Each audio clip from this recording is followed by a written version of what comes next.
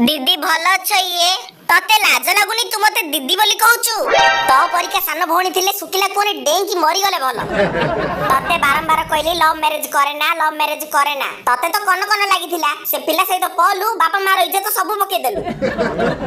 आउरी ना कोन दीदी कहि की सती सावित्री देखै होउछ तो पई बेलिगिरी बापा मा मुंड टेकी बाटरे चाली पारले जानचु ना नहीं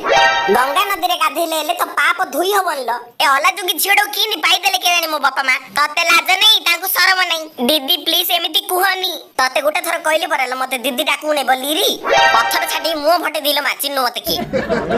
मो से तो किछि भी संपर्क रखियो चेष्टा करूनी आ तो पति परमेश्वर कुआडे जाइछे दीदी मो स्वामी काम खोजिबे पई बाहर को जाइछंती किछि काम न मिलले तू गुटी टेट धरू से गुटी टेट धरियो जाईरी भिक मागियो अम्मा भिक दे अम्मा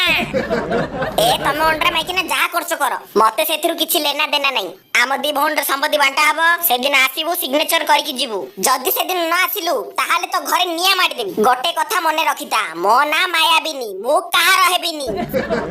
हौ दीदी मु निश्चय भाबे आसीबी आ सिग्नेचर करके जीवी सेतिरे ही तम स्वामी स्त्री रो मंगल हबो हौ आसुच my dear sister bye bye दीदी जीवा पूर्वरु कोन देटा खाइ दो ना से पखड़ा त खाइर अभ्यास मोर नाइलो मा आ गोटे कथा मने रखिता मो सहित सब दिन भद्रामी रे कथा हबो अभद्रामी रे नो बापालो मो नानी रो भद्र व्यक्ति की अछि भद्र व्यक्ति